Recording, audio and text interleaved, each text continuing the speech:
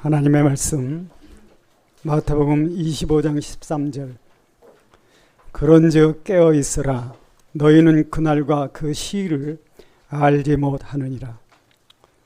베드로전서 2장 4절 사람에게는 버림받았으나 하나님께는 택하심을 입은 보배로운 산돌이신 예수께 나와 너희도 산들같이 신령한 집으로 세워지고 예수 그리스도로 말미암아 하나님이 기쁘게 받으실 신령한 제사를 드릴 거룩한 제사장이 될지니라. 기도하겠습니다. 하나님 아버지 감사합니다.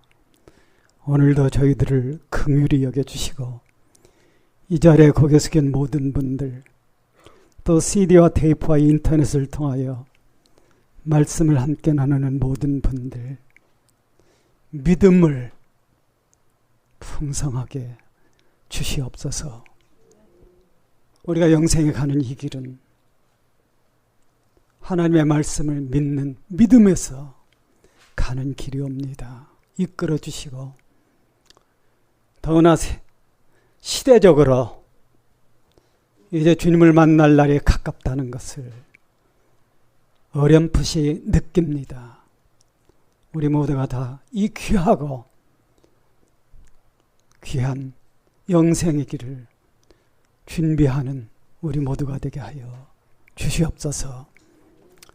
아버지, 한반도 상황이 언제나 시끄럽고 또 우리나라에 어려움을 가져오고 있습니다. 긍휼히 여겨주시고 주님 부르시는 그날까지 이 땅에 신앙의 자유가 있는 자유민주주의 체제를 지켜주시옵소서. 구주 예수 그리스도의 이름으로 기도합니다. 아멘. 내일 모레부터 여름 집회인데 가능한 많은 분들이 참석해서 언젠가 우리에게 다가올 부활 승천, 그러니까 소위 이제 휴거라고 하는 거죠. 그거를 예비할 수 있는 우리 모두가 되기를 기원합니다. 그래서 여러분 자신도 영원히 살고 인생의 제일 큰 문제가 내 가족이, 특히 자식이 지옥 가서 엄마 찾고 우는 소리예요. 이 전쟁을 해본 분들은 비참하게 죽는 게 어떤 건지를 압니다. 그래서 여러분들이 참 우리 남은 생에 하나님께 가는 참 그 복된 길을 틀림없이 우리가 찾아갈 수 있도록 그런 여름 집회가 되기를 바라니까 여러분들이 그렇게 하시고, 오늘도 이제 어떻게 하면은 이 신앙을 올바로 가느냐 하는 그런 얘기를 또 좀 할 것입니다. 여러분들이 그렇게 이제 이해를 해 주시고, 어찌하든지 우리는 참 그날에 부활 승천할 수 있는 이 길을 가야 되니까 여러분들이 그렇게 생각하시고, 교회에 나온다고 하는 것이 그냥 왔다 가는 게 절대 아니라고 하는 거, 내가 무엇인가 하나님을 만나는 그 준비를 하는 과정이라는 것을 여러분들이 굳게 붙드시기를 바랍니다. 근간에 이제 방송에 지금도 역시 이제 아직 끝나지 않았는데 세월호 사건이 참 어떤 그 종교 집단에 대해서는 많은 그 얘기가 되는 그런 그 사건이라는 걸 볼 수 있어요. 근데 이제 그것을 평하는 어떤 분들이 무슨 얘기를 하느냐 하면은 그 집단의 문제가 되는 것은 종말론 때문이다, 그런 얘기를 해요. 그건 이제 물론 뭐 믿지 않는 사람들의 관점에서는 종말론을 그렇게 볼 수도 있습니다. 예를 들어서 옛날에 다미 선교회라고 하는 데서 그 해가 몇 년이 잊어버렸습니다.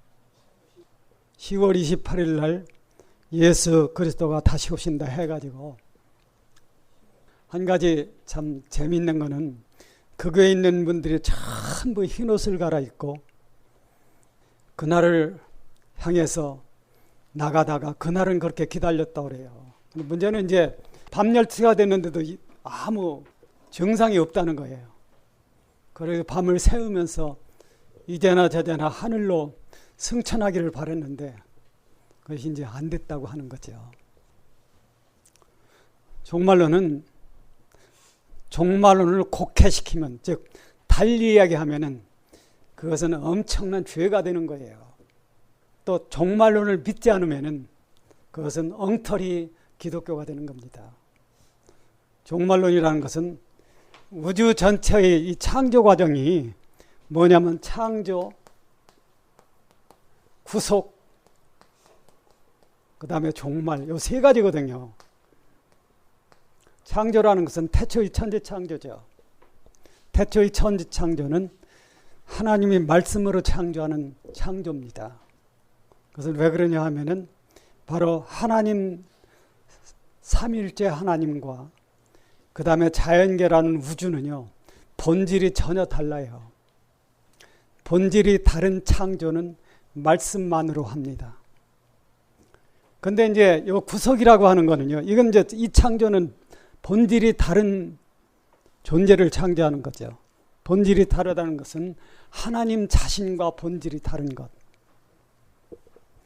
하나님은 영원히 의로우신 분입니다. 믿으시죠? 그리고 하나님은 무한히 선하신 분이에요. 하나님에게는 악이라는 게 없습니다. 전혀. 근데 자연계라는 것은 이제 자연이라는 것은 이리도 가고 저리도 갈 수 있는 거예요. 악해질 수도 있고 선해질 수도 있습니다. 그걸 자연계라고 하는 거죠. 그것이 이제 첫 번째 창조예요. 근데 이 창조라고 하는 건 연속성상에 있는 거거든요. 물론 오늘날 진화하면은 진화론을 생각해. 진화론 하는 것은 생물학을 얘기하는 겁니다. 그래서 그 생물학이라는 것이 뭐냐 하면 이제 적자 생존을 가리키는 거예요. 환경에 적응할 수 있는 자는 생존한다. 그런 내용이죠. 그런데 진화론하고 진화는 달라요. 진화는 우주 전체가 진화하는 거죠. 그것이 뭐냐 하면은 첫 번째 이 태초의 천지 창조는 소위 이제 신학이나 과학에서 얘기하는 연속 창조로 이어져요. 연속 창조라고 하는 것은 태초의 천지 창조가 계속된다는 겁니다. 그게 뭐냐면 이제 구속인데, 구속도 창조의 과정이죠. 왜 그러냐 하면은 현재 인간은 소위 이제 지금 태어나는 사람은 자연인입니다. 자연인 상태로는 영생이 절대 불가능해요.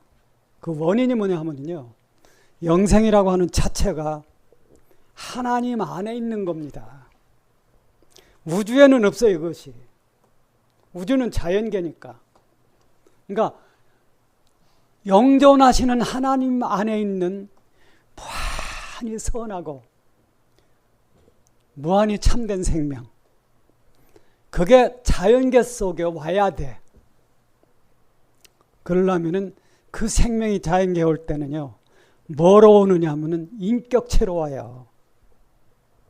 그러니까 연속 창조, 즉 구속이라고 하는 거, 이건 뭐냐면 자연계의 하나로서 세상에 탄생한 인류를 영원히 죽지 않는 생명체로 바꾸려면요, 여기서는 어떤 게 와야 되느냐 하면은 바로 하나님 안에 있는 그 생명이 우리와 같은 인격을 옷 입고 오는 거예요. 즉 인간이 되어서 온다고 하는 겁니다. 그것이 뭐냐면 우리 주 예수 그리스도죠. 그래서 이제 무슨 일을 하셨느냐 하면은 이 십자가의 죽음은 이 십자가 사건은요, 한번 따라 하십시오. 십자가 사건은 우주보다 큰 사건이다. 여러분 이거 믿으셔야 돼. 안 믿어지면은 몇 날 며칠이고 하나님 앞에 무릎 꿇고 기도하면서 믿음을 달라고 하십시오. 십자가 사건이 우주보다 크다는 건 논리적으로 왜 맞느냐 하면은 바로 그 십자가 사건이 인류를 구속하고 우주를 구원하는 거예요. 우주를 구원한다는 게 무슨 뜻이냐면은 현재의 우주는 죄가 지배하는 우주입니다. 죄가 지배한다는 것은 뭐냐면 여러분 이 세상 임금이 누구예요? 예? 사탄이죠. 마귀, 사탄. 왜냐하면은 마귀가 이 세상 지배자라고 하는 것은 무슨 뜻이냐면요. 바로 죄 자체가 인간의 삶을 지배하는 세상이라는 거예요. 그러니까 이것은 생자필멸. 한 번 태어난 것은 반드시 죽을 수밖에 없어. 근데 그냥 죽는 게 아니에요. 영혼을 가진 인간은 그 영혼이라고 하는 것은 죽어서 없어지는 게 아닙니다. 어떤 상태로 어디서 영혼이 존속하는지 이게 결정되는 거죠. 그러니까 지옥이라는 것은 반드시 있어요. 여러분 집에 쓰레기통 있으십니까? 없는 집도 있을는지 몰라. 근데 쓰레기통이 없다고는 말이 안 되죠. 이 우주에도 쓰레기통이 있어요. 그것을 우리가 지옥이라고 얘기하는 겁니다. 그러니까 인간 쓰레기에 대해서 지옥을 가느냐? 그렇지 않으면 새로 창조돼서 영원히 죽지 않을 가치를 가진 그걸 이제 구원받는다고 얘기하는 거죠. 그 가치를 얻는 거. 그런 존재가 되어서 영생으로 가느냐? 그거는 이제 짧은 인생이지만은 이 세상을 살면서 선택하는 데 따라 달라집니다. 인간을 그렇게 영원히 살리는 것. 이게 하나님에게서는 우주 전체에서 제1차적 과제죠. 왜 그러냐면은 인간이 하나님처럼 의로운 존재가 되지 않으면은 우주는 영원히 존속할 수가 없어. 그래서 인간을 먼저 의로운 생명으로 살립니다. 그러기 위해서 세상에 오신 것이 의로운 생명이신 예수 그리스도예요. 그러니까 그분의 십자가의 죽음으로 인류가 영원히 살 수 있는 길이 열렸을 뿐만 아니라 인류가 영원히 살기 때문에 우주 자체도 영원히 하나님이 존속시킬 수 있는 상태로 바뀌는 거예요. 그게 이제 이 종말론입니다. 이 첫 번째 창조는 이것이 하나님의 우주적 경륜의 3대 요소예요. 태초의 천지 창조는 자연계를 창조하는 거고, 두 번째 창조의 과정인 인류의 구속, 이것은 영원히 죽는 존재를 영원히 사는 존재로 바꾸는 거죠. 이걸 뭐가 하느냐 하면 바로 우리 주 예수 그리스도의 십자가의 죽음이 이루는 거예요. 바로. 그리고 인류가 구속된다고 하면은, 인류가 영원히 사는 존재로 바뀌면은 그때는 하나님, 창조주 하나님께서 이 우주 자체를 영원히 존속하는 형태로 바꾸는 겁니다. 그거를 계시록 21장에서 얘기하는 새하늘 새 땅이라고 얘기하는 거죠. 그래서 이제 베드로서 3장 13절에 보면은 그리스도인들은 어딜 바라야 되느냐 하면은 의에 거하는 바 새하늘 새 땅을 바라보도다. 거기를 보라는 거예요. 그러니까 종말론을 얘기하지 않는다면은 기독교가 아닙니다. 그런데 종말론 자체를 멋대로 얘기하면은 그거는 잘못 가는 길이라고 하는 거죠. 그 당시 그 다미 선교에서 그 얘기를 할 때 이렇게 어떤 글을 보면은 뭐라고 써 있느냐 하면요. 거기 있던 목사님이 무슨 근거로 그 얘기를 했느냐. 그게 뭐냐면 14살, 15살 먹은 애들이 계시를 받았다는 거예요. 그 얘기 가지고 하는 겁니다. 자, 한번 생각해 봅시다. 얼마 전에 어떤 분이 그런 얘기를 해요. 부산에 있는 어떤 부산인가 어떤 그 지역에, 그 부근이에요. 어떤 여자분이 사도라는 거예요. 그건 좀 이상한데요. 그랬더니 그분 말씀이 하나님 앞에 간절히 기도를 했다는 것. 근데 하나님이 그렇게 응답했다는 거예요. 여러분이 그런 신앙을 따라가면 안 돼요. 내가 간절히 기도하니까 하나님이 그렇다고 하는 것. 그거는 참일 수도 있고 거짓일 수도 있습니다. 반드시 기독교 신앙은 뭐를 근거해야 되면 성경을 근거해야 돼. 성서가 얘기하는 사도는요, 절대 명제가 하나 있어요. 그것은 반드시 예수 그리스도의 부활을 두 눈으로 본 사람이 사도야. 그러니까 여러분과 저는 100번 죽었다 깨나도 사도가 될 수 없습니다. 믿으시죠? 사도가 아니라도 괜찮아. 왜? 그 사도들이 전해준 복음을 믿으면 되는 거니까. 성령은 진리의 영입니다. 그러니까 성서를 읽지 않는 사람은 성령의 인도를 받을 수 없어요. 절대 없다. 이건 아니지만은 충만히 받을 수 없습니다. 여러분들은 성서를 읽어야 돼요. 읽으십니까? 뭐 읽으라고 해도 파지 못해 읽든가. 그럼 집에 가서 뭐 이것저것 하다 보면 까먹어. 성서와 가까이 지내지 않으면 멸망한다는 거예요. 왜? 성령은 진리의 영이야. 진리라고 하는 것이 여러분이 갖고 있는 성서입니다. 그래서 우리는 그러한 신앙의 길을 따라가야 돼요. 어처구니 없는 그런 길을 가면 안 된다고 하는 거죠. 그러니까 여러분과 내가 지금 세상에 산다고 하는 것은 가장 중요한 게 예수 그리스도를 믿어야 되고, 그렇죠? 믿되 바로 찾고 바로 믿어야 돼. 우리가 어떤 감성적인 열정만 가지고 휴거되는 게 절대 아니에요. 반드시 성서가 얘기하는 길을 따라가야 돼. 그래서 우리가 이제 그런 면에서 종말론이라고 하는 것을 귀히 여겨야 됩니다. 종말론이라는 것은 하나님께서, 삼위일체 하나님께서 우주 창조로부터 새 우주의 완성까지 하나님이 경륜이 가는 길이거든요. 그러니까 태초의 천지창조, 인류 구원, 그 다음에 새 우주의 완성, 이 세 가지 과정.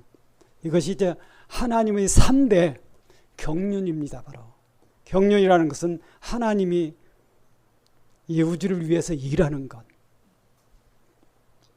근데 이제 종말론이라고 하는 것이 뭐냐면 우주의 완성을 얘기하는 새 우주의 완성이죠. 그렇기 때문에 종말론을 무시하면 안 된다는 거예요.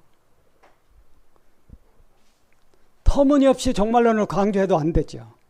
그러니까 몇 날 며칠 이 얘기하면 안 돼. 일상에 몇 날 며칠인가를 알 수 있는 사람이 아무도 없어요. 오늘 읽은 이 본문 말씀에 보면요, 그 날과 그 시를 너희는 모른다. 예를 들어서 어떤 날을 안다고 하더라도 그 시는 얘기할 수 없는 거예요. 왜 그런지 아세요? 왜 그렇습니까? 이게 상대성 때문에 그래요. 우리 주님께서 다시 오시는 것은요, 어느 지역에만 오는 게 아닙니다. 지구 전체에 오시는 거예요. 아시죠? 그러니까 LA에 뭐 1시다 하면은, 말하기 어려우니까 LA에 9시다 하면은 우리 한국은 1시예요. 그러니까 어느 시라고 하는 것은, 이것은 지구 전체에 있는 상황을 얘기하는 거기 때문에 언제다 얘기할 수 없다는 거예요. 그래서 여러분이 계시록을 보면은요, 주님이 다시 오실 때는 어떤 현상이 벌어지느냐 하면은 바로 공중재림이라는 거. 공중재림, 그러니까 지상재림. 공중재림이라는 것은 셋째 하늘로부터 우주 공간까지 오는 거고, 우주 공간으로부터 지상까지 오는 것은 이제 나누면은 지상재림이라고 얘기하는데, 그때 우리 주 예수 그리스도는 이 하늘, 그러니까 우주 공간에서 24시간 이상을 계셔야 된다는 거예요. 그건 뭐 하나님 자유니까 그렇잖아요. 왜 그러냐? 지구 전체에 있는 사람이 그리스도의 재림을 봐야 됩니다. 그러니까 최소한 우주 공간으로부터 지상까지 오는 그 시간은 24시간 이상이어야 한다고 하는 거죠.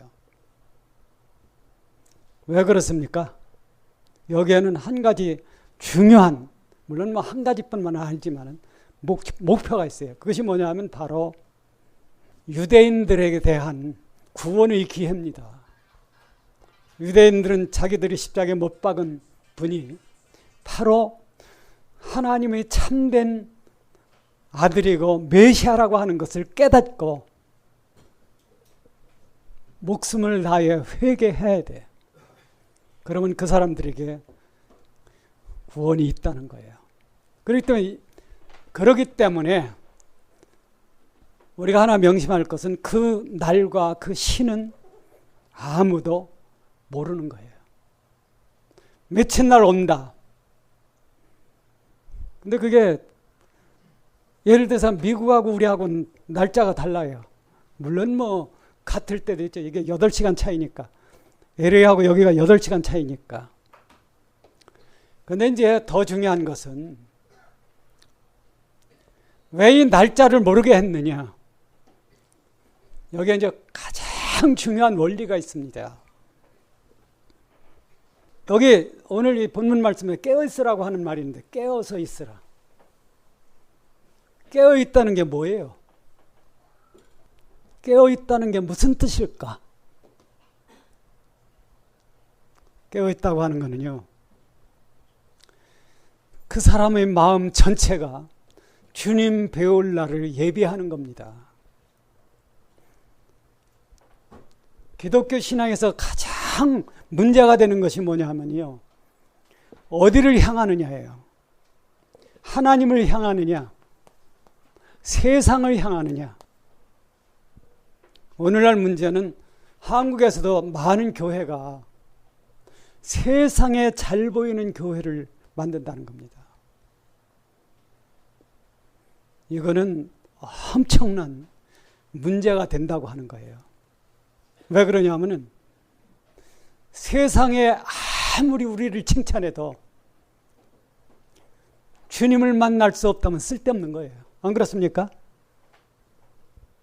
이 세상에서 예수 그리스도를 만나는 걸 실패하면은 다 쓸데없는 겁니다. 그게 바로 마태복음 7장 21절이 얘기하는 그날에 많은 사람이 나에게 이르되 주여 주여 우리가 주의 이름으로 뭐해? 선지자 노릇하고 주의 이름으로 귀신을 쫓아내고 주의 이름으로 많은 권능을 행치 아니하였나이까 하리니 그때 내가 저에게 밝히 말하되 내가 도무지 너희를 알지 못하니 불법을 행한 자들아 내게서 떠나가라 하리라. 여기에 이제 불법이 나오는 거죠. 불법이 뭐예요 여기서? 자, 내가 교회를 다니면 올바른 법을 행하는 겁니까? 그럴 수도 있고 아닐 수도 있는 거예요. 왜 그러면 이 불법이 뭐냐 하는 문제입니다. 불법이라는 게 뭐냐 하면요, 세상을 사랑하는 겁니다. 인간은 양자택일이야. 하나님을 사랑하느냐 세상을 사랑하느냐 둘 중에 하나예요. 세상을 사랑하면 누구든지 멸망한다는 겁니다. 바로. 그러니까 불법을 행한 자들아 내게서 떠나가라 하리라. 여러분 한번 생각해봅시다. 결정적인 최후의 순간에 주님을 만날 수 없다면은, 즉 그 말은 주님께서 나는 널 모른다, 나를 떠나가라 하면 어디로 가는 거예요? 주님을 떠나면 어디로 가? 묻지 말고 지옥이야. 그러니까 이 불법을 행한다고 하는 거, 내가 주의 이름으로 선지자 노릇하고, 여기에 대표적인 직급이 목사죠. 목사라고 천국에 가면 얼마나 좋겠어요. 근데 옛날 우리 군대 동기생을 만났는데 우스갯소리죠. 나 이번에 장로가 될 건데 안 됐어. 왜? 그랬더니 돈이야 1,000만 원쯤 들어야. 만약 장로가 돼서 천국에 갈 수 있다면 1,000만 원이 문제가 아니죠. 그렇잖아요. 근데 영생으로 가는 그 길은 돈 가지고 살 수 없다는 거예요. 그럼 왜 교회에서 11조를 하라고 그러느냐? 11조는 해야 돼. 그건 이유를 달면 안 되는데 왜? 주님이 하라고 하셨어요. 그리고 믿는 사람들은 희생을 배워야 됩니다. 영원히 사는 영광을 위해서.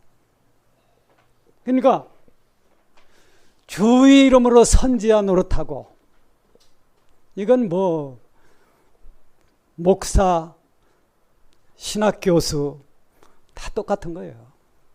그렇기 때문에 천국 간 일은 절대 없다는 겁니다. 왜 그러냐면은 우리가 그런 어떤 직급을 갖는다 하더라도 뭐냐면 불법을 행할 수 있다는 겁니다. 불법이 뭡니까?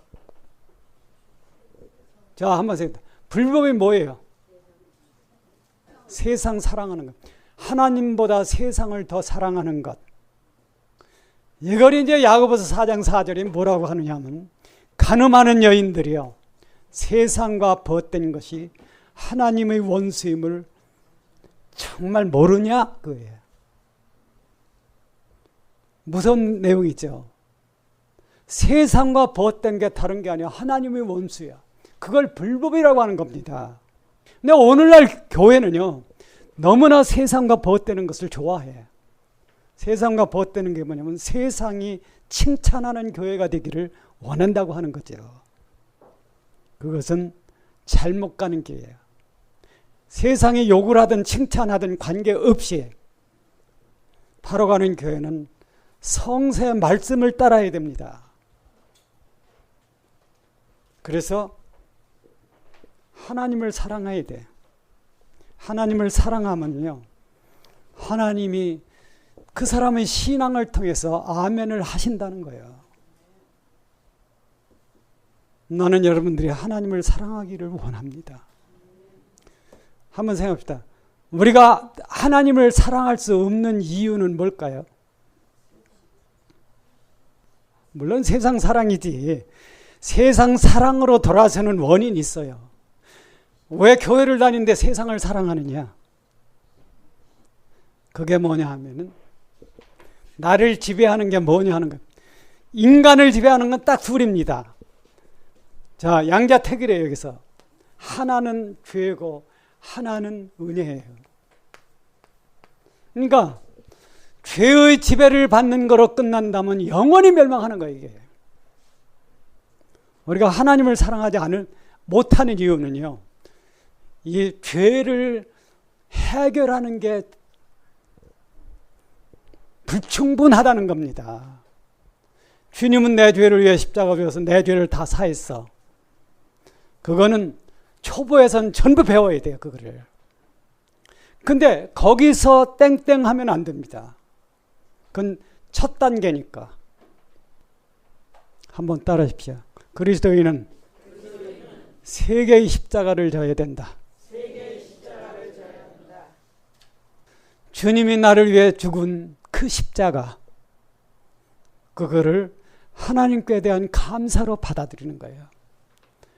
두 번째는 나도 주님과 함께 죽는 십자가, 이거를 져야 돼. 오늘날 기독교인들이 대부분 무시하거나 건너뛰는 게 뭐냐 하면요, 주님과 내가 함께 죽는 십자가가 있다는 이 문제입니다. 그것은 왜 그러냐 하면은 어떤 경험이 있기 때문에 그래요. 나를 위해 죽은 주님의 십자가만 믿으면요, 그거는 기독교 신앙생활하기 그렇게 편해, 쉬워. 근데 문제는, 자, 주님이 내 모든 죄를 사했어. 주님이 내 모든 죄를 사했다는 것은 나를 의롭다 하셨다는 뜻이지, 내가 지은 죄가 전혀 없다는 뜻이 아니에요. 나를 의롭다 하셔도 내가 지나온 삶이 얼마나 잘못됐다고 하는 것을 깨달아야 됩니다. 왜? 그건 자연적인 원리야. 사람이 눈이 밝아지면요, 작은 글씨도 잘 보입니다. 우리처럼 이제 나이가 먹으면은 작은 글씨가 안경을 쓰지 않으면 볼 수가 없어. 그러나 눈이 밝아지면은 잘 보인다고 하는 거예요. 내가 어떻게 살았느냐 하는 것이 보통 때는 뭐 별거 아닌데, 양심, 주님의 은혜로 죄를 사함받고 양심이 깨끗해지면은요, 역으로 내가 지은 죄가 참으로 가혹하게 잘못됐다고 하는 것을 발견한다는 거예요. 그 과정을 신화라고도 얘기하고 성화라 얘기합니다. 성화라고 하는 거는요, 내 양심과 인격이 깨끗해지는 거예요. 인격이 깨끗해지려면 반드시 양심이 깨끗해져야 돼. 양심은 보통 이제 안 믿을 때는요, 양심이라는 것이 국가의 법을 따라가요. 이조 시대는 예를 들어서 이제 첩을 얻는 것이 죄가 아니었습니다. 그 시대 산 참 여자분들은 참 지금보다는 많이 불쌍한 삶을 살았어요. 왜? 남편이 첩을 얻어도 나쁘다고 얘기할 수 없으니까. 그건 세상의 법, 세상 사람의 양심이죠. 그러나 성서를 믿는 그리스도인은요, 참 주님을 만나면은 성화가 이루어지는데, 이 성화가 단계라는 것이 뭐냐 하면은 그 양심이 깨끗해지는 거예요. 한번 물어봅시다. 여러분 양심은 얼마나 깨끗해졌습니까? 이 말은 성화가 얼마나 이루어졌느냐는 거예요. 이 성화라는 말을 다른 신학에서는요, 어떻게 표현하면 신화라고 해요. 신화. 성화라는 말은 거룩한 쪽으로 변한다는 거고, 거룩하다는 것은 세상에서 분리된다는 뜻이에요. 반드시 거룩이라고 하는 거는요, 뭐를 가져야 되냐 하면은 바로 죄로부터 깨끗해. 성화라는 것은 죄로부터 깨끗해. 즉 죄된 삶으로부터 깨끗해져. 여기에서 첫 번째 일어나는 것이 뭐냐면 그 양심이 깨끗해지는 겁니다. 그런데 그거를 이제 달리는 신화라고 해요. 왜 그러냐 하면요, 신화라는 건 이 하나님을 표시할 때 신자, 이 신화라고 하는 것은 무슨 뜻이냐면은 한번 크게 따라 합시다. 신화는 하나님의 생명에 참여하는 것이다. 이 말은 베드로서에 기록된 말이에요. 신의 성품에 참여한다. 신의 성품. 신의 성품이 뭐예요? 신의 성품은 뭘까? 예. 신의 성품이 다른 게 아니에요. 그리스도의 마음과 그리스도의 정신이야. 한번 크게 또 따라 합시다. 신의 성품은 그리스도의 마음과 그리스도의 정신이다. 그럼 그리스도의 마음은 뭐예요? 그리스도의 마음이 겸손입니다. 자기 비하. 하나님이 인간이 되어서 하늘로부터 세상에 오기까지 그건 다자지심. 근데 우리 인간은요, 잘못된 위치가 있어요. 그것이 뭐냐 하면은 자기 중심으로 보기 때문에 자기가 낮아지는 걸 잘 못한다 하는 거예요. 내가 얼마나 초라한 인간을 보려면은 밝은 빛에 가야 돼. 여러분 한번 생각해 보세요. 자, 우리가 밤하늘의 별을 바라보면은, 제가 옛날에 계룡산 연천봉에 가서 밤을 새우면서 금식하고 배도 고프고 신앙도 별로 없고 초라하고 그 연천봉에서 밤을 새우면서 이제 하늘을 바라보는데 별들이 가득해. 근데 밤 11시가 되니까 어떤 희망이 사라지는 거예요. 그 희망이 사라진다는 게 뭐냐면 저치원 쪽에서 지나가는 자동차 불빛이 사라져. 공주 속에서 지나가는 그 불빛이 사라져. 대전 쪽에서 지나가는 불빛이 사라져. 논산 쪽에서 하는 게 사라져. 그러니까 연천봉에는 세상과는 다 이별한 불쌍한 나만 남는 거예요. 그런데 하늘에 있는 별들을 바라보니까 우리가 이러세요. 그 별들의 입장에서 나를 보면은 내가 얼마나 작은지 아세요? 얼마나 별 볼 일 없는 인간인가. 그래서 과학에서는요, 인간을 뭐라고 표현하면 별먼지라고 그래요. 별들의 세계에서 하나의 먼지다. 지구라는 별만 보더라도 얼마나 큰데 거기에 사는 나라는 존재는 그 지구에 비해 볼 때 하나의 먼지라는 거예요. 그래서 별먼지라고 하는, 한번 따라 해보세요. 별먼지. 여러분이 용서를 해 주시기 바랍니다. 눈 뭐 군대 생활했다고 그렇게 따라하라고 하느냐. 따라하는 게 안 잊어버려요. 근데 우주 공간에서 나를 보면은요, 낮아질 수 있어. 근데 나 중심으로 내 안에서 나를 보면은 세상에서 제일 높은 게 나야. 무슨 얘기인지 알아요? 그것이 현실이 아니고 실제가 아니라는 거예요. 낮아질 수 있는 마음이 있으면 주님을 아는 겁니다. 그게 주님의 마음을 얻는 거예요. 그 양심이 깨끗해진다는 거예요. 이 낮아짐 줄 알아야만 그게 가능해. 나라는 존재가 아무것도 아니라는 거. 그 다음에 주님의 정신은, 주님의 마음은 낮아지는 거. 이건 어디 써 있느냐면 빌립보서 2장 5절에 써 있어요. 근데 그리스도의 정신이 뭐냐? 이건 십자가에 돼요. 타자를 위해서 나를 희생하는 것. 그런 사람이 10사람 모이면 천국이 돼. 근데 자기밖에 모르는 사람 10사람이 모이면요, 지옥이 되는 거예요. 요새 우리나라 참 이 인터넷이 발전하면서 말들이 많아.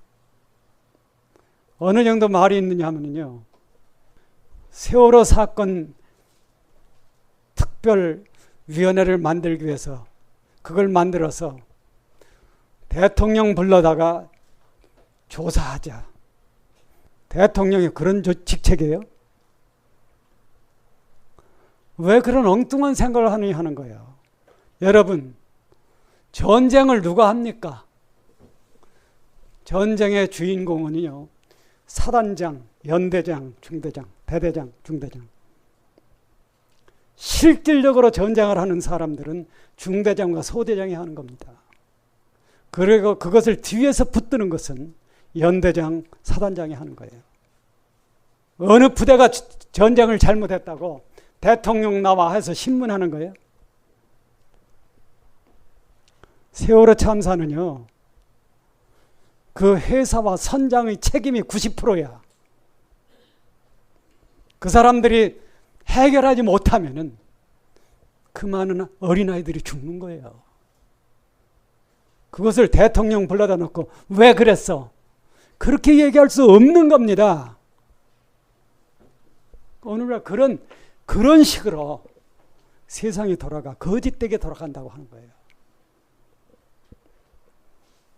여러분들은 이러한 점에서 내가 정말 바른 사람이 되기를 간구해야 합니다. 한번 따라할까요? 말까요? 그럼 오늘 마지막으로 한 번만 더 합시다. 기도하지 않고는 성화될 수 없다. 성화는 내가 노력해서 되는 게 아니에요. 성화라는 것은 성령 하나님이 내 안에 사는 결과입니다. 그렇기 때문에 기도하지 않으면 안 돼. 그리스도의 영으로 인도함을 받는 그들은 곧 누구야? 하나님의 아들이에요. 근데 오늘날 교회는요, 어떤 교리를 안다, 또는 내가 훌륭한 교회 나가서 교회 생활을 한다, 이런 걸 핑계로 해서 기도를 잘 안 해. 기도를 해도 진심으로 하지 않아.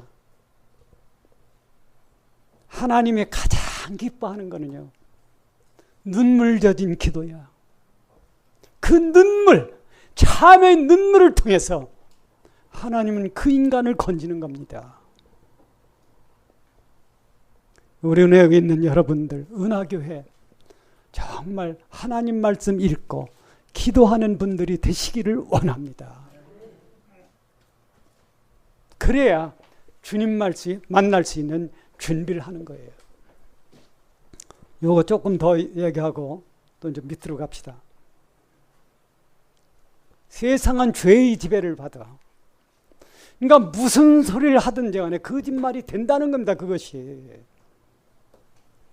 옛날에 어떤 분이 대통령을 할 때 경찰서나 지서 앞에 정의사회 구현 이게 붙어 있었어요. 보셨죠? 공주장로님도 생각나십니까? 정의사회. 아마 그때 뭐 충남도청에 근무하셨으니까 보셨을 거예요. 근데 그게 다 거짓말이 된다는 거예요. 왜? 그걸 붙이라고 하는 장본인이 호주머니에 돈을 챙긴다는 거예요. 그러니까 아무리 정의를 사모해도 죄의 지배를 받는 한 인간 세상에서는 이루어지지 않는다는 겁니다. 인간 세상에서는 정의가 구현되지 않아요. 정의는 어디서 구현되느냐 하면요, 휴거된 교회가 하늘에서 주님을 만나는 데서부터 우주적으로 그 정의가 이루어집니다. 믿으십시오. 우리에게 엄청난 참 소망이 있다고 하는 거. 근데 세상은 정의를 부르짖으면서 마치 자기가 정의의 사도인 양 행세하는 사람들이 많아. 절대 세상에서는 정의가 이루어지지 않는다. 왜? 바로 죄의 본질이 그 사람을 지배한다는 거예요. 그런데 새로운 인생, 즉 성화가 될 수 있는 인생이라는 게 뭐냐 하면 바로 은혜가 지배한다는 거죠. 저도 참 최근에 이것을 확실히 알았어요. 넌 뭐 60 몇 년을 믿었다면서 그게 뭐예요? 한 번에 다 하나님이 가르쳐 주지 않아요. 조금씩. 영생이라는 것은 하나님의 은혜가, 하나님 은혜에 대한 감사가 내 인생 전체에 넘치는 거예요. 그게 천국을 이룰 수 있는 원리입니다. 그러니까 우리가 요한계시록 같은 걸 봐도 거기 여러 가지 이제 찬미가 나오거든요. 영생 천국이라는 것은 많이 찬미가 넘치는 세계예요. 같이 한번 해보시죠.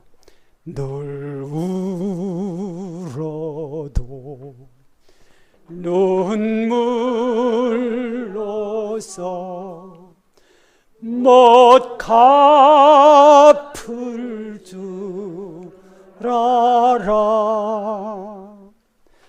먼 밖에 드릴 것 없어 이 몸 바칩니다.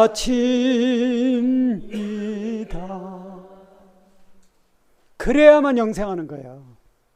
그 감사가 십자가의 죽음이 감화시킨 내 영혼 안에 있는 이 하늘 사랑이 내 안에 살아있어야 돼. 그래야 천국이 이루어지는 겁니다. 죄사함 똑 따먹고 그 다음부터 자기 뜻대로 사는 것, 그거는 잘못된 기독교예요. 죄 사함을 받았으면 양심이 깨끗해지기 시작해야죠. 언제까지? 정말 내가 더러운 인간이라는 것을 발견할 때까지. 근데 요새는 거꾸로가 죄 사함을 받으면 그 다음 단계가 부활 안에 산다는 간증인 줄 알아. 그렇지 않습니다, 여러분. 죄를 짓고 살면서 부활 안에 산다는 거는요, 그거는 우주적인 모순이에요. 물론 부활 생명이신 그리스도 안에 사는 건 맞아. 그러나 그것은 내 행위가 부활 안에 사는 게 아니라는 거예요. 바로 겸손하고 솔직해야죠. 그래서 내가 얼마나 더럽다는 것을 발견할 때까지 나는 여러분이 양심이 깨끗해지기를 원합니다. 그것이 죄사함의 바로 그리스도의 피가 씻어주는 영혼이라고 하는 거예요. 자, 여기 이제 두 번째, 데려감과 버려둠. 이거는 기독교 신학의 해석하기 참 어려워. 주님이 말씀하세요. 산상, 그러니까 감난산 강화에서 하나는 데려감을 당하고 하나는 버려둠을 당할 것이다. 그러니까 제자들이 물은 거예요. 주여 어디오니까? 그 말이 무슨 뜻이에요? 어디오니까 그 어디는 데려감을 당하는 데를 얘기하는 거지 버려둠을 당하는 현재의 위치를 얘기하는 건 아니에요. 그러니까 주님이 무슨 말씀하셨느냐 하면 이제 답으로 죽음 있는 곳에는 독수리들이 모이느니라. 보통 사람이 읽으면 이건 엉뚱한 답입니다. 그렇잖아요.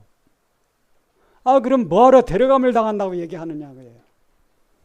어디 오니까 죽음 있는 곳에는 독수리가 모인대. 근데 그게 성경 전체를 큰 그림으로 그리면요 정확히 맞는 얘기입니다.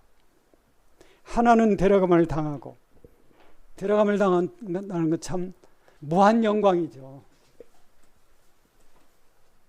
옛날에 그런 얘기를 들었어요.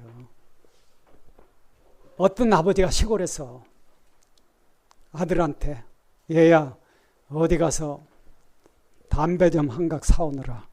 아마 실제 있었던 내용인가 보다. 담배 얘기가 나오는 거 보면은요. 그러니까 얘는 이제 순종하느냐 불순종하느냐의 문제야.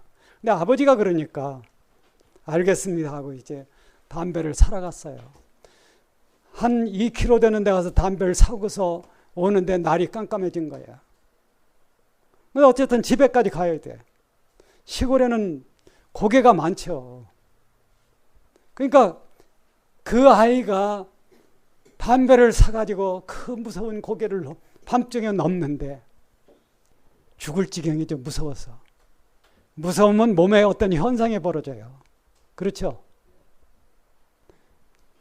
조마조마하고 발걸음이 무거워지고 아 근데 고개 날맹했으니까 앞에서 부스럭거리는 거예요. 그러니까 얘가 무서워가지고 절절매는데 얘야 지금 오는 거야? 하는 소리가 들리더라는 겁니다. 알고 보니까 아버지야. 심부름 시킨 아버지가 거기 나와서 기다리고 있는 거예요. 데려감을 당한다는 것. 누군가 내 인생 말려는 나를 기다린다는 것. 나를 찾아온다는 것. 그것이 올바른 기독교 신앙입니다. 여러분 이 세상에서 우리가 세상을 살지만은 누구든지 현재의 운명에서 생자필밀이라는 운명을 우리 몸이 가지고 있기 때문에 세상을 떠나야 돼. 거기서 가장 중요한 것은 하나님이 나를 기다리고 나를 찾는 거예요. 그러니까 이 세상에서 기독교 신앙이라는 것은 하나님과 친해야 되는 겁니다. 그런데 하나님보다는 세상보다 친해. 왜? 세상 사람이 나를 칭찬해 주는 걸 원한다는 거예요. 근간에 이제 말들이 많았어요. 어느 교회가 서울 서초동에다. 서울 서초동 아세요? 거기다가 300억을 들여서 교회를 졌다고 그래요. 유럽에 보면 그 장엄한 교회가 텅텅 비어요. 그 중에 하나는 이슬람 교회에 팔렸다는 그런 얘기도 있더라고요. 여러분, 올바른 신앙은 예배당 속에 있는 게 아니에요, 여러분. 올바른 신앙은 여러분이 손에 들고 있는 성서 속에 있는 겁니다. 올바른 신앙은 내가 정말 그리스도 안에 있느냐 아니냐 하는 문제예요. 그리스도 안에서 이제 이 그림을 한번 보세요. 그리스도 안에서라는 게 무슨 뜻이냐 하면은 영생의 영적 공간입니다. 안에서란 말은 공간을 얘기하는 거예요. 그리스도 안에서. 그렇죠. 이 그리스도 안에서는요, 왜 이것이 영적 공간이 되느냐 하면은요, 자, 그리스도는 한 분인데 한 분이 양성을 가졌다는 거예요. 양성이라는 것이 뭐냐면 그리스도는 영원하신 하나님이십니다. 믿으시죠? 동시에 그리스도는 영원하신 사람이에요. 이 하나님이라는 조건과 사람이라는 조건 사이에 뭐가 있느냐 하면요, 하나님을 믿는 자가 하나님을 만날 수 있는 영적 공간이 있는 겁니다. 바로 요 성육신의 신비 속에. 그러니까 그리스도 안에 있는 자는 어떻게 되냐면 로마서 8장 1절이 뭐예요? 그런즉 이제 그리스도 예수 안에 있는 자에게는 결코 뭐예요? 정죄함이 없는 거예요. 그리스도 안에서는 이 영적 공간이, 예수 그리스도 안에서라고 하는 영적 공간이 하나님을 만나는 조건이에요. 그러니까 여기엔 뭐가 없느냐 하면은 정죄가 없어. 그 까닭이 뭡니까? 이는 생명의 성령의 법이 죄와 사망의 법에서 너를 해방하였습니다. 이 생명의 성령의 법 속에는 뭐가 들어있느냐 하면요, 갈라디아서 2장 19절에 들어있습니다. 율법으로 말미암아 율법에 대하여 죽는 게 성령의 법이야. 성령이 여기서 얘기하는 게 이게 다는 아니에요. 그렇기 때문에 거기는 정죄가 없어. 이게 죽은 사람에게는 책임을 묻지 않아요. 내가 극악한 죄인이라 하더라도 그리스도와 함께 죽으면 그때로부터는 죄에 대한 책임을 묻지 않습니다. 이게 성령의 법이야. 갈라디아 2장 19절. 성령의 법이라고 하는 범죄에 포함되는 거라는 거예요. 그러니까 정죄가 없어. 이거는 이러한 신앙이 되면은 그 사람은 복받은 사람이죠. 휴거는 그렇게 간단한 문제가 아니에요. 그러니까 데려감을 당한다고 하는 거. 나는 여러분과 저의 마지막 날에, 생의 마지막 날에 하나님이 데려가시기를 원합니다. 천사를 보냈어. 성령 하나님이 하나님에 의해서 주님을 만나는 영원한 세계에 가기를 원합니다. 그렇기 때문에 세상에 살 동안에 세상을 사랑하지 말고 하나님을 사랑해야 된다는 거예요. 이 문제는 우리 모두가 저부터 온전하게 고쳐야 될 문제예요. 그래서 참된 신앙의 길을 가기를 원하고, 세 번째 문제는 세월을 분별하라. 세월을 분별하는 게 어떻게 하는 거냐 하면요, 세상 돌아가는 일을 보고 성서의 예언을 찾아보는 겁니다. 세상 돌아가는 일 심상치 않네. 그걸 우리가 봐야 돼. 지금 기후 하나만 보더라도요, 심상찮아. 여러분, 대발 때는요, 전 3년 반에 지구의 식물의 3분의 1이 불탑니다. 그 말은 뭐냐면 날씨가 더워진다는 거예요. 근데 우리나라에서도 옛날에 없던 식인상어가 나타난다는 거예요. 그래서 해운대 바다에는 식인상어 쫓는 조그만 그 기계를 물에다 띄우더라고. 그건 방송에서 나왔으니까. 왜 식인상어가 한국 바다에서 나오느냐? 그것은 기후가 변화가 된다는 거예요. 우리가 이런 걸 봤을 때는 뭘 생각해야 되냐면요, 주님 오실 날이 가깝다는 걸 생각해야 돼요. 아까 빼먹은 거 하나 하고, 왜 깨어있으라고 하느냐? 이 말은 인류 역사 전체를 통해서 믿는 사람들에게 해당되기 때문에 그러는 거예요. 예를 들어서 초대교회 때, 그때는 사실 주님 재림할 때가 아닙니다. 근데 초대교회로부터 지금까지 하나님이 일관적으로 우리에게 요구하는 것은 깨어있으라는 겁니다. 깨어있다고 하는 것은 뭐냐면 주님 배울 날을 예비하는 상태로 사는 것. 그런 사람은 휴거가 될 수 있다고 하는 거예요. 그래서 깨어있으라고 하는 것은 주님의 명령이죠. 그러니까 데려가는 곳은 어디로 데려가느냐면 공중으로 데려가. 그런데 다시 어디로 오느냐면 죽어 있는 곳에 독수리가 모이는 곳으로 가는 거예요. 그게 팔레스타인 지역에는 아마겟돈 전쟁의 초소입니다. 주님이 어디로 오십니까? 재림할 때. 왜 이 얘기하느냐 하면요, 바로 그 감람산이 훗날 아마겟돈 전쟁의 중심이 된다는 거예요. 거기에 주님이 다시 오시는 겁니다. 누구와 더불어? 휴거된 사람들과, 즉 그리스도의 신부와 더불어 그 그리스도가 다시 거기에 오는 거예요. 이게 종말론입니다, 바로. 그래서 데려감을 당하고 버려둠을 당하는 사람은 하늘로부터가 아니라 세상으로부터 거기를 가야 돼요. 물론 지구 전체에 있는 사람들이 거기에 모인다는 건 아니에요. 그 운명에 간다고 하는 거죠. 그래서 우리는 신앙을 그런 데서 생각을 해야 되고, 여러분 주님 만날 준비하십시다. 믿는 건지 안 믿는 건지 그런 식으로 믿지 말고 이제는 분명해야 돼요.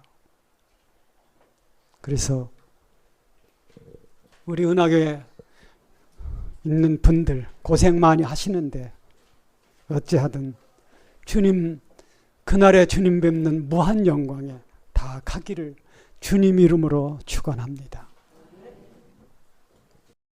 하나님 아버지, 은혜에 감사합니다.